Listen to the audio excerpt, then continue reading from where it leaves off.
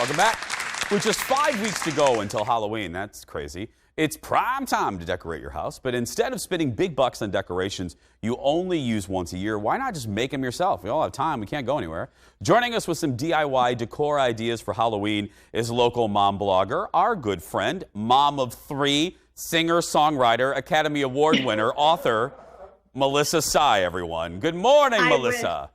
Good morning. I wish all those things were true, but right now I've got my 9-year-old upstairs trying to take a national test for school. She's e-learning. I've got my 2 boys running amok. I don't even know what's happening. Oh. So this segment could go anywhere. That's great. Well, Melissa, you and I are both fans of live TV. I wouldn't mind if a caribou ran behind you. I mean, it would be fantastic. Would not be surprised at all. Okay, so we're going to start. I got to tell you, every time we've run the video, we always go, we love those 3D bats. Is that what we're going to start with?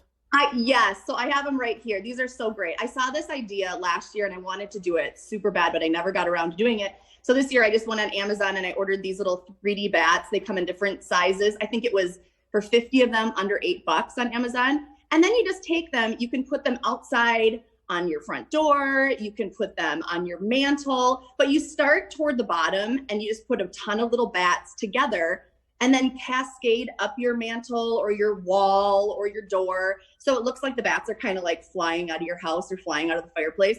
It's a fun idea, like age appropriate for kids. So it's not something that's super scary, but just a nice way to to brighten stuff up for the holidays or for Halloween, since we're probably not going to go trick-or-treating. But the effect, Melissa, is so great. Like as you're walking up, you're like, what exactly are those on Melissa's door? It's so fun. It's so cool. We've got them on our mantle. We've got them cascading up the fireplace. And then you can also just keep going with your mantle and you can do things like adding some skulls or crows, pumpkins, and just kind of throw everything up there. So you've got a lot of bulk going on for Halloween. Layering doormats. What do you mean by that?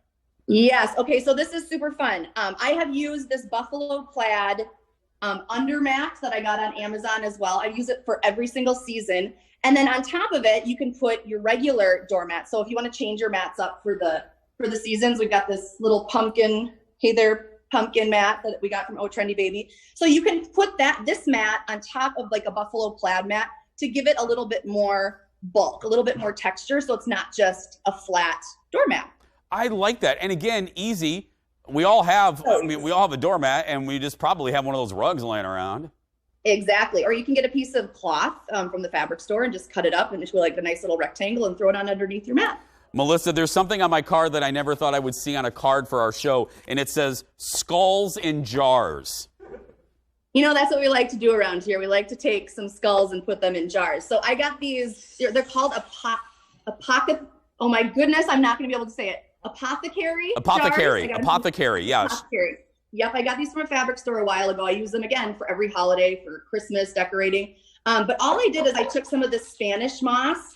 Again, you can find it at any fabric store. It's a little strawy. And you just put it inside the apothecary jar with these skulls. You can find any skulls. These are paper mache. I kind of like the look of them. And then you just stick them inside here so it looks like, I don't know, you've got some heads in a jar. Yeah. Spooky. Or you should be on some sort of documentary on Netflix. Like a little murder mystery show, yeah. A little bit. Okay, tombstones. Tombstones, yes. Okay, so this is super fun. This is like a yard decoration. So we went around and asked a bunch of our neighbors if anybody had any styrofoam laying in their garage. One of our neighbors did. So instead of buying the styrofoam, ask around to see if anybody has any old like insulation or something laying around. You take this and you cut it with a knife that has a serrated edge. I'll be very careful. So like this.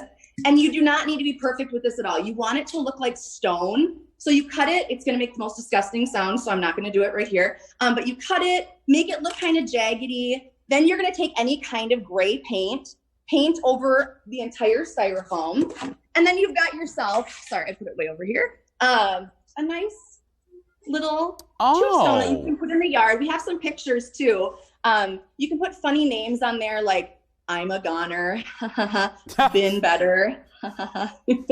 So yeah, this is just a fun way to spice up the front yard for when you hopefully have trick-or-treaters coming on October 31st. Oh, here lies been better. That's a good one, Melissa Saigh. I like that. Okay, now we always do a trendy, something really on trend. Last year, I think we did the cement pumpkins that Kendall still has in her house. This year, that makes me so happy. yeah, she throws it at me when I upset her sometimes. But this year, it's all about velvet pumpkins. Velvet? Yes. I mean, and last year it kind of started too. One of my neighbors told me about it. But if you go into any boutiques, you'll see these velvet pumpkins around. But the thing is, they cost like $20 and up. So this is what they look like. But you can make them from home pretty easily. I'd say like 20 to 30 minutes per pumpkin. And what you want to do is you're just going to start by taking some stretchy velvet fabric like this. And then you're going to take just a needle and thread, a thicker thread, go around the outside with using a simple stitch. And then you're going to pull it taut together. Put some rice, just some regular dry rice at the bottom of your pumpkin. So you're going to want to fill half of it with dry rice. Okay. And then you're going to want to fill the rest with some like polyfill, some like cotton type of stuff. Pull it tight at the top so it looks like this. And then you're going to take your needle and thread and go up and down through the bottom of the pumpkin to the top of the pumpkin. We've got some pictures too to make it look a little bit easier so you guys can kind of see what you're doing. But then you just pull it tight. You do not need to cut a perfect circle. Do not worry about perfection because pumpkins aren't perfect. And then if you want, this is kind of a fun little tip. I go to like the to Cub or something, and all the gourds that they sell that have the stems that have fallen off, I take them, and because nobody uses them. And then we just super glue it on the top, and you've got your own little velvet pumpkin that you can throw up on your mantle. If you're gonna do some kind of fall tablescape, this can bring you through to Thanksgiving, for Halloween, and it's just a nice way to add a little bit more texture, a little bit more volume to what you already have on your mantle. Ooh, let's put some super glue on that. If I may help you out here, dear Cub Foods, if you see a woman on your security cameras with stems in her pocket, it is not, I repeat, it is not Melissa Saigh. It is not Melissa Saigh. I go to Aldi to do that. No. Okay, now we've been doing this with our friends when they join us for the first time on Zoom in this new era we're living in for this season. Acknowledging the surroundings, may we just acknowledge that is that your kitchen? That is beautiful. This behind me is, well, my husband, I want to do a segment on this too to teach everybody how to make these, but you can see these shelves in the back. Yeah. My husband made those for under, I think he said under $50. He just stained some wood and put them up there. Those are beautiful. That's wood and then some hardware at the bottom, right, Melissa? Yeah, here, I'll see if you guys can see it a little bit more. But we can teach everybody at home how to make these sometime because they were super easy. I think hanging them up, he said, was the most difficult part of the whole thing. That is beautiful. Yeah, please come back because I know we're going to get emails. How did Melissa make that? We're going to get emails. So will you come back and show us? I would love to. Yep, I'll have to get a tutorial from the hubs, and then yes, I would love to show you guys. Okay, so we're gonna let you go because you're busy. Because what do you? Okay, you have the one kid is doing what? You list off your things today. Yeah, we've got an e-learner upstairs taking a national test for her placement this year. I have 2 boys, a 4-year-old and a 2-year-old. Who my neighbor came over and I wanted to give her a bag of jelly beans and just say, throw these on the floor, let the boys have at it, and everything will be fine. Just please don't make any noise. It's crazy. I don't know how parents are working from home during the pandemic and trying to get everything done. It's nuts. It's crazy town. I love it. Melissa's just throwing snack foods on the floor. Go get them, kids. Mama's busy. Parenting 101. I'll write a book someday. Oh, I love it. Melissa, thank you so much. We'll see you soon, sweetie.